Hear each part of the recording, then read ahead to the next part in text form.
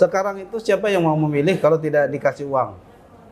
Nah, sekarang siapa yang mau memilih kalau orang yang menjadi calon itu tidak mempunyai logistik?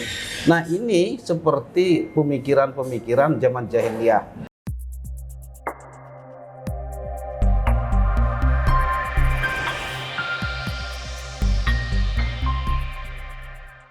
Assalamualaikum warahmatullahi wabarakatuh. Jumpa kembali kita dalam Ngopi Ngobrol Pinggiran Akhir Pekan, dialog yang diinisiasi oleh jejakrekam.com dan jrnews.co.id, media online di Kalimantan Selatan. Pilkada sudah usai 27 November 2024, tapi ada sejumlah catatan kalau kita melihat bagaimana dinamika pilkada di Kalimantan Selatan. Ada pilkada gubernur, 2 wali kota, dan 11 bupati. Di hari-hari sekarang tentu tahapan itu masih terus berlanjut, termasuk misalnya bagaimana pleno mulai dari jenjang kecamatan, kabupaten, kota, kemudian sampai nanti di tingkat provinsi. Kali ini dalam Ngopi sudah hadir 2 orang narasumber kita. Yang pertama ada Sekretaris DPD PDIP Provinsi Kalimantan Selatan, Bang Berry Nahdian Furqon. Assalamualaikum, Bang. Waalaikumsalam warahmatullahi Sehat hari ini, Bang. wabarakatuh. Hari ini kita ketemu pasca pilkada. Kemudian juga hadir Sekretaris Majelis Ulama Indonesia MUI Provinsi Kalimantan Selatan, ada Bang Nasrullah. Assalamualaikum, Bang Nas. Waalaikumsalam warahmatullahi wabarakatuh. Sehat hari ini? Alhamdulillah sehat. Sebelumnya kita terakhir ketemu menjelang pencoblosan. Betul. Saat itu kita bicara tentang tausiah MUI Kalimantan Selatan soal bagaimana politik uang. Hari ini di pasca pilkada, pasca 27 November. Ini kan ada banyak hal yang kemudian hari ini menjadi catatan, menjadi komentar publik sebagai bagian daripada dinamika pilkada. Tapi sebelum ke Bang Nasrullah, saya kan ke Bang Berry dulu. Bang, kita melihat pilkada Kalsel 27 November, pilkada gubernur, 2 wali kota, dan 11 bupati. Ini kan pilkada dengan segala dinamika, bagaimana percakapan di luar ruang, percakapan di media sosial. Ini kan sangat ramai, Bang. Bang Berry sebagai sekretaris partai melihatnya seperti apa, Bang, pilkada kita kali ini? Ya, ini kan pilkada pertama ya, serentak di Indonesia. Betul. Nah, jadi ini uji coba yang menentukan apakah kemudian pilkada serentak ini relevan dilanjutkan ke depan, ya kan, atau seperti apa. Nah, ini tentu akan dievaluasi. Nah, kalau kita lihat pasca pilkada ini dari data-data yang ada, misalnya para pemilih yang hadir itu cenderung jauh turun, ya kan, kalau dibandingkan pilkada-pilkada yang dilakukan sesuai jadwal masing-masing di wilayah, ya kan, partisipasi pemilih itu rendah. Partisipasi pemilih itu rendah, baik itu di provinsi maupun di kabupaten kota. Nah, artinya penyelenggara belum mampu, ya kan, untuk menampilkan satu pilkada yang cukup menarik, ya, mengundang partisipasi warga yang lebih besar lagi. Nah, ini juga harus dievaluasi, ya, dilihat bagaimana ke depan. Nah, kita di partai juga memberikan ruang yang besar, bukan hanya bagi kader, tetapi juga bagi tokoh-tokoh politik, ya, tokoh masyarakat yang ingin kemudian maju. Tetapi kita lihat situasi kebatinannya itu mungkin saja dirasa kurang menarik, sehingga tidak banyak orang antusias untuk mendaftar, ya, lewat partai, ya, bukan hanya PDI Perjuangan tetapi juga partai-partai yang lain, sehingga kemudian yang maju itu sudah bisa terlihat, gitu kan, dari para politisi yang ada. Nah, saya kira situasi ini harus menjadi bahan untuk evaluasi ke depan, ya, apakah kemudian pilkada serentak ini patut dipertahankan atau harus dievaluasi kembali, disesuaikan dengan jadwal di provinsi dan kabupatennya masing-masing. Nah, nanti kita akan bicara soal tadi kemungkinan partisipasi politik yang rendah. Karena kan kalau kita bicara target, KPU itu bahkan menargetkan partisipasi politik di pilkada itu di angka 90%. Tapi nyatanya memang kalau kita pantau kan sangat jauh dari itu. Nah, kita akan lihat apa penyebabnya. Sekarang saya ke Bang Nasrullah. Bang, ini kan menjadi menarik nih kalau kita bicara partisipasi publik yang kemudian tidak seperti yang kita harapkan, termasuk yang ditargetkan KPU kan sangat jauh kalau targetnya itu 90%. Tapi sebelum ke situ, kemarin kan terakhir kita berdialog, bercakap soal ada banyak hal yang kita cemaskan, termasuk soal politik uang dalam pilkada. Bang Nasrullah melihat kemarin 27 November seperti apa? Begini, setelah pasca pilkada serentak, maka tentunya kita semua mesti harus istighfar serentak. Karena saya melihat bahwa pilkada ini menyisakan problem, baik itu dalam konteks partisipasi masyarakat maupun problematika dalam rangka menjalankan demokratisasi yang ideal, yang tentunya apa yang sering saya katakan bahwa para calon itu mesti harus menjual ide dan gagasan, tapi nampaknya ide dan gagasan itu tidak menjadi sebuah barometer untuk terpilihnya seseorang dalam rangka kontestasi pilkada.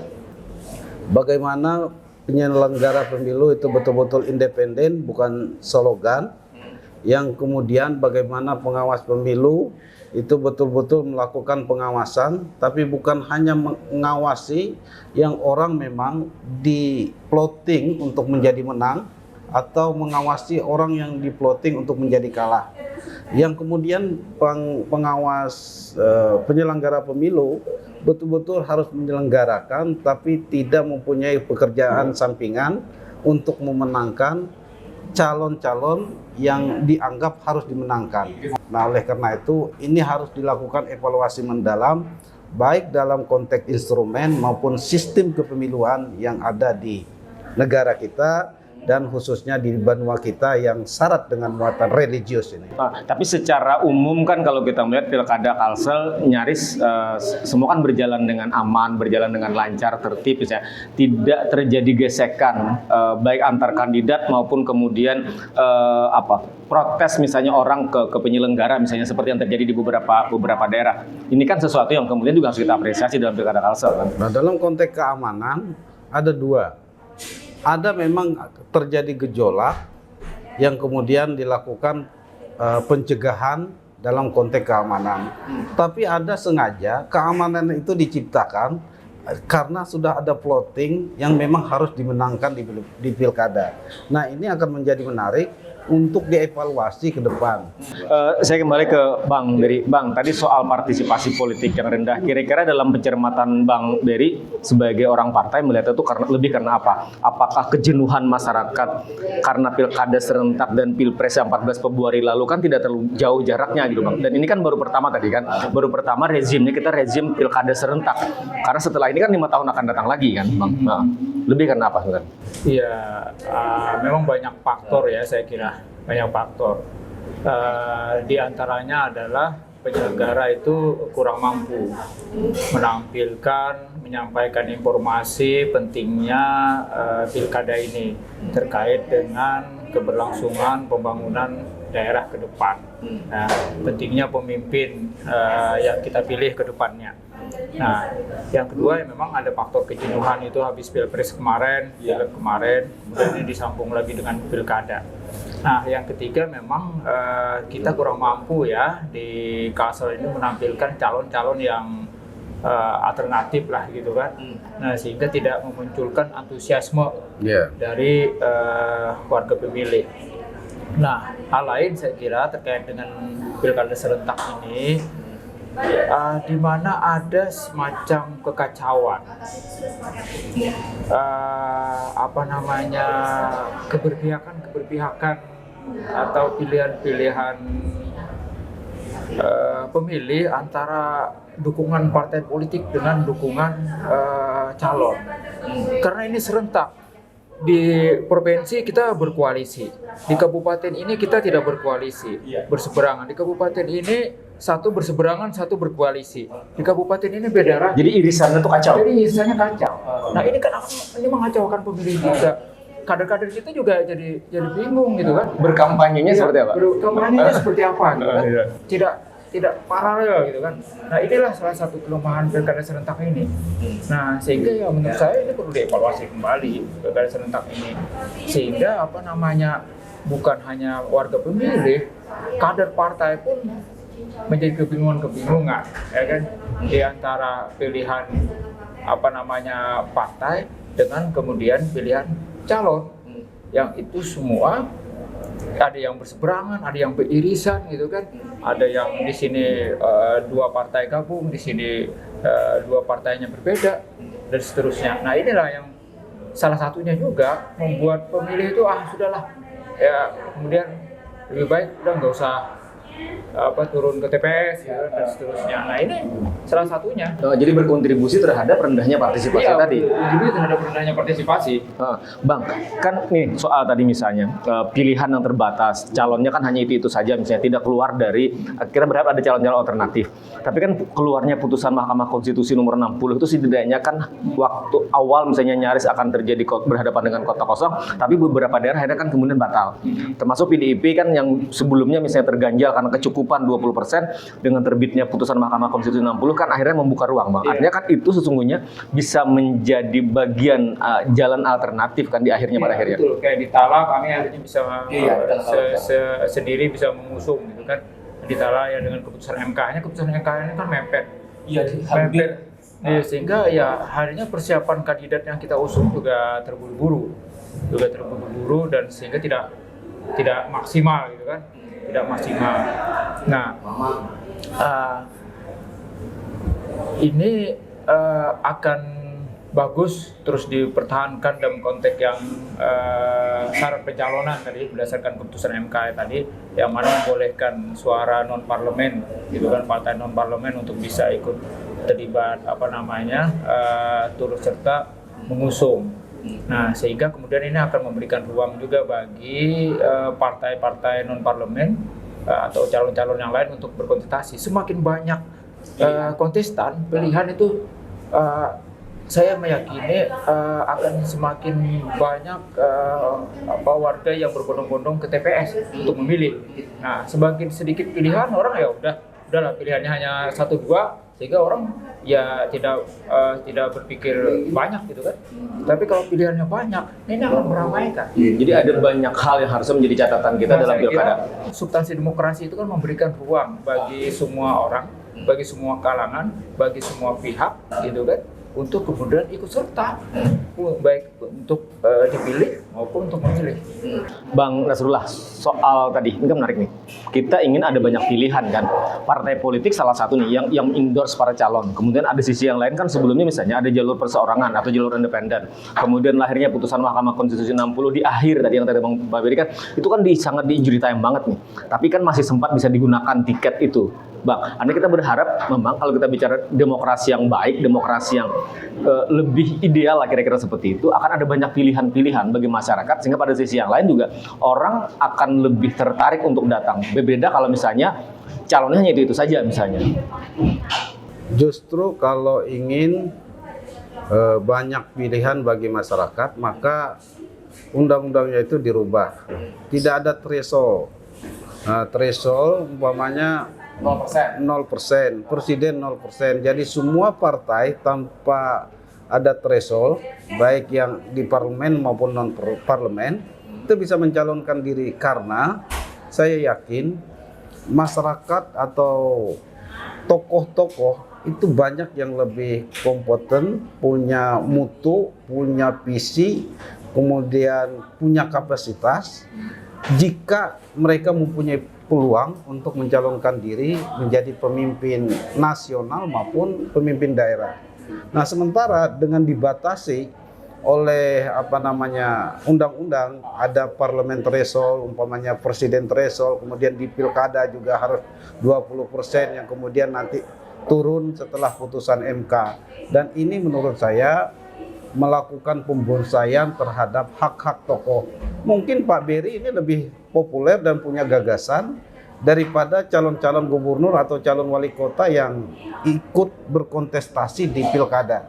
Namun beliau tidak mempunyai ruang untuk mencalonkan diri karena pertama dikarenakan ada threshold, harus mempunyai dukungan dari partai maupun independen, dan yang terpenting adalah ada dukungan logistik.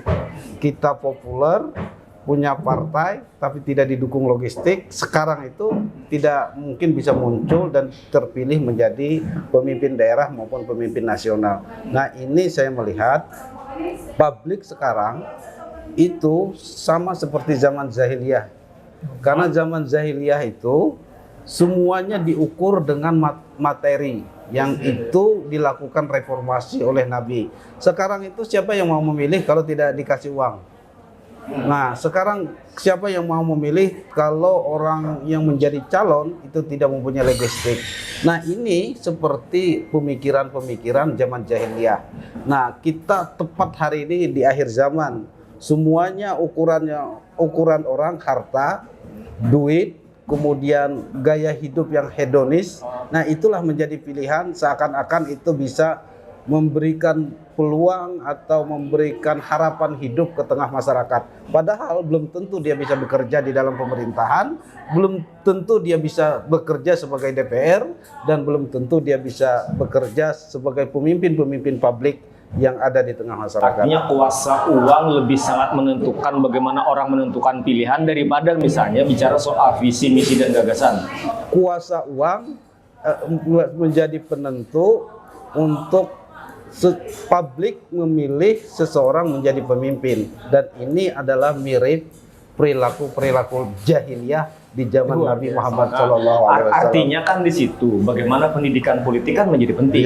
Nah, kita agak rumit nih mendorong orang kemudian berdemokrasi yang sehat, masyarakat memilih karena gagasan, karena program, visi, dan misi. Tapi pada sisi yang lain, misalnya ketika pendidikan politik dilakukan, orang dihadapkan dengan persoalan kemiskinan kan, Bang Berry. Ini kan agak rumit nih.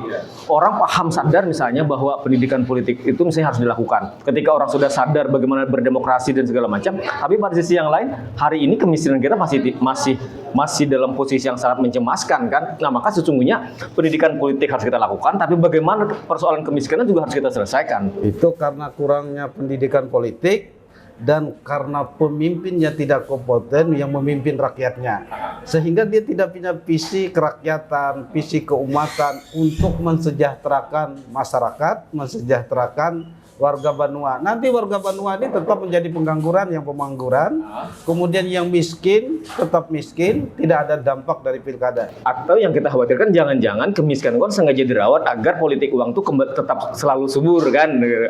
Bagi orang yang kemudian menggunakan kuasa uang selalu akan menjadi pemenang dalam kontestasi. Dan itu memang sudah pernah dikatakan oleh Bank Dunia bahwa jika orang itu tidak sejahtera, maka demokratisasi itu tidak akan jalan karena masyarakat akan dibeli oleh pemimpin untuk memilih mereka. Itu yang harus kita lawan. Terakhir saya ke Bang Berry. Bang, pemilu kita ada pemilu legislatif 14 Februari dan Pilpres, kemudian 27 November ada pilkada. Dalam bayangan kita kan kalau kita melihat dinamika pilkada hari ini dan pileg kemarin, luar biasa Bang. Yang kita cemaskan soal politik uang dan segala macam, pemilu yang kayak dalam tanda petikan kayak pemilu yang barbar gitu Bang. Orang siapa yang punya uang besar itulah yang punya kuasa. Pada sisi yang lain ada beban yang harus kita lakukan soal pendidikan politik, termasuk ini kan tanggung jawabnya partai politik selain dari pers dan kampus misalnya. Ada banyak hal yang kemudian harus kita benahi ke depan agar pemilu 2029 itu bisa menjadi pemilu yang lebih baik. Karena kalau tidak, ini kan akan semakin buruk Bang. Betul. Ya, sebentar dulu saya ingin merespon sedikit soal kemiskinan, korelasinya dengan pemilu ya. Saya kira tidak terlalu tepat juga karena kemiskinan lalu money politik sangat subur, tidak terlalu tepat juga. Gitu, bahwa ada korelasinya iya. Saya lebih menekankan kepada defisit nilai. Defisit prinsip dan nilai-nilai. Ya, kalau kita bicara agama, Kiai Nasrullah mungkin kita defisit terhadap moralitas. Tetapi kalau kita bicara prinsip dan nilai-nilai, ini sebenarnya kita mengalami ya defisit terhadap nilai.